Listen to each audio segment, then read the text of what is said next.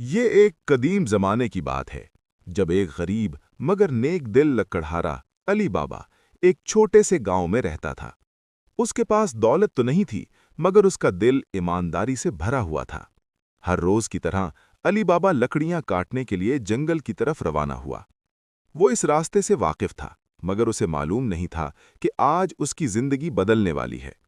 جنگل کے سنسان آستے پر چلتے ہوئے اس نے اچانک گھوڑوں کی ٹاپوں کی آواز سنی۔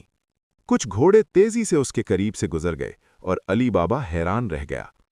کچھ دیر بعد وہ دوبارہ وہی آوازیں سن کر چٹانوں کے پیچھے چھپ گیا۔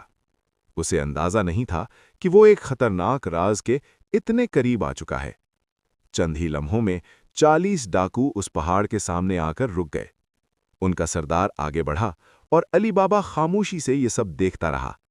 تب ڈاکوؤں کے سردار نے ایک خاص لفظ ادا کیا اور چٹان ہلنے لگی۔ کھل جا سمسم۔ علی بابا کی آنکھوں کے سامنے پہاڑ کا دروازہ آہستہ آہستہ کھل گیا۔ ڈاکو غار کے اندر داخل ہوئے جہاں سونے، چاندی اور جواہرات کے انبار لگے ہوئے تھے۔ یہ وہ خزانہ تھا جو وہ برسوں سے چھپاتے آ رہے تھے۔ جب ڈاکو وہاں سے چلے گئے تو چٹان دوبارہ بند ہو گئی۔ علی بابا نے وہ خاص لفظ اپنے دل و دماغ میں محفوظ کر لیا۔ کچھ دیر بعد علی بابا ہمت کر کے واپس اسی غار کے پاس آیا۔ اس کا دل تیزی سے دھڑک رہا تھا مگر سچائی اس کا انتظار کر رہی تھی۔ اس نے وہی خاص لفظ دل ہی دل میں دہرایا، کھل جا سمسم، اور چٹان ایک بار پھر کھل گئی۔ بابا نے غار کے اندر قدم رکھا تو اس کی آنکھیں حیرت سے پھیل گئیں۔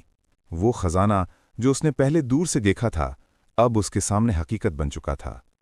اتنی دولت کے باوجود علی بابا کا دل لالچ میں نہیں آیا۔ اس نے صرف اتنا سونا لیا جتنی اس کی ضرورت تھی، کیونکہ وہ جانتا تھا کہ حرام دولت سکون نہیں دیتی۔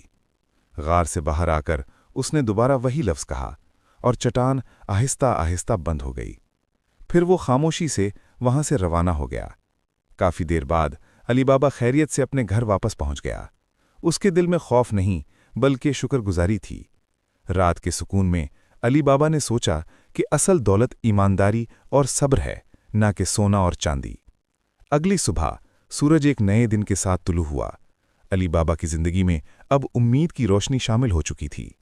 پہاڑوں کے درمیان وہ راز اب بھی چھپا ہوا تھا، لیکن زیادہ دیر کے لیے نہیں۔ کچھ دن بعد 40 ڈاکو ایک بار پھر اسی غار میں واپس آئے، مگر اس بار ان کے دل مطمئن نہیں تھے۔